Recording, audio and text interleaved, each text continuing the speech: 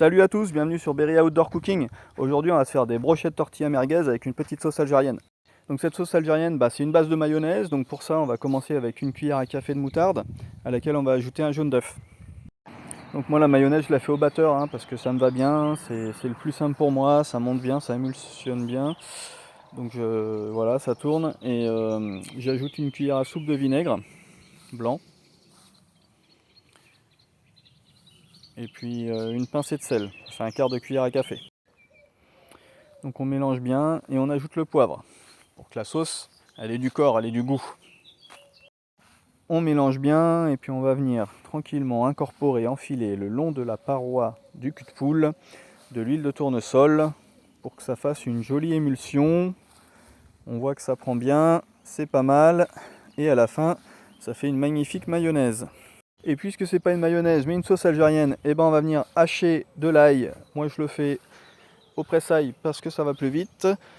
On va ciseler de la coriandre pour que ça donne du goût.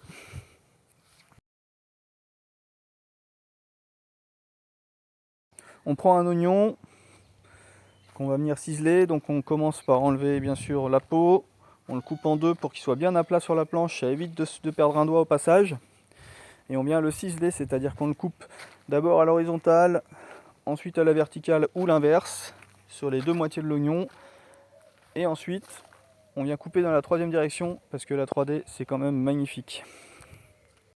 On va réserver l'oignon, et après on va prendre une cuillère à soupe de concentré de tomate et une cuillère à soupe de sauce harissa. Et on va mélanger tout ça dans le batteur. Voilà, quelques secondes avec le mélangeur.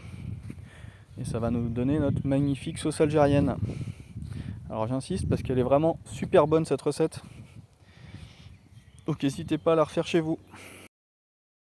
On va passer aux merguez. Donc pour les merguez, on va venir ciseler, c'est pareil, un oignon. Donc là j'ai pris un rouge et un blanc.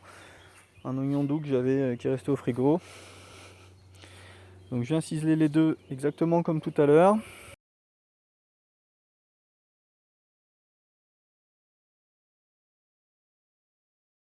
Bon, j'ai accéléré, en vrai je vais pas si vite.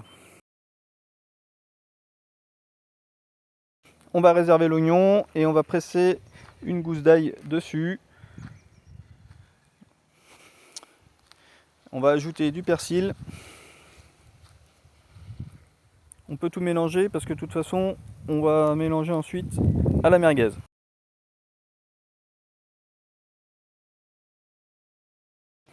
Donc ensuite, on attaque les merguez. J'en ai fait 8. Ça tombait tout pile avec mes tortillas. C'était magnifique.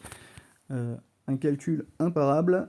Et pour les parer, ces merguez, en fait, on va les couper tout le long, juste finement. Ce qu'on veut, c'est juste retirer le boyau. Et une fois qu'on l'a coupé de bout en bout, on a juste à l'enlever. C'est facile.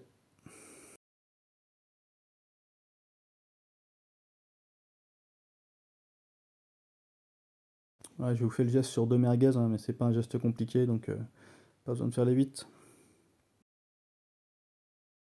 Je mets mes merguez dans mon pétrisseur, à vitesse lente, je laisse mélanger, ça fait une pâte, puis je viens ajouter mes condiments. Cette fois-ci je mets le mélangeur, c'était quand même mieux, ça mélange bien. Une fois notre mélange obtenu, on va mettre une tortilla, une couche de merguez dessus étalée dessus, une couche de tortilla, une couche de merguez, et ainsi de suite, jusqu'à temps qu'on n'ait plus de tortilla ou de merguez. Avec 6 tortillas et 8 merguez, moi ça tombait tout pile. On coupe ça en un grand carré qu'on vient débiter en 9 petits cubes, ou plus petits encore si vous voulez. C'était peut-être un peu gros pour ma part.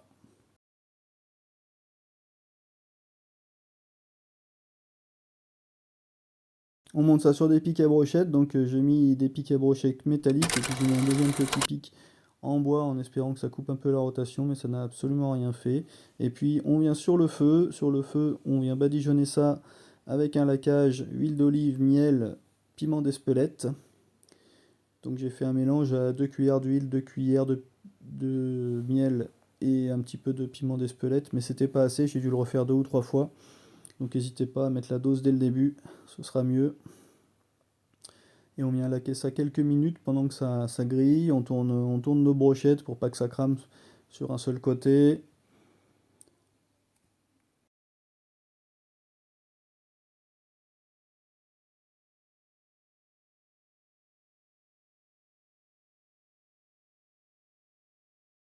Donc là, on voit bien le geste berrichon dans toute sa splendeur.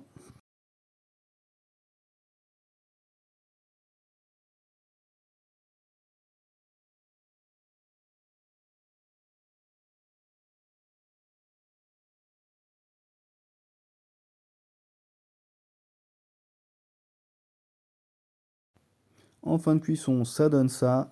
Un rouge magnifique. Ça brille, c'est magnifiquement laqué. C'est super. On peut retirer les brochettes du feu. On n'oublie pas de gratter ses grilles pendant que c'est chaud. Sinon, c'est plus difficile à nettoyer. On réserve ça. On met ça sur la table avec de la cébette, la sauce algérienne qu'on va mettre en filet dessus. Avec la cébette pour décorer. Une petite purée aux petits pois. Et puis voilà, c'était Berry Outdoor Cooking. Je vous remercie pour votre attention, à plus.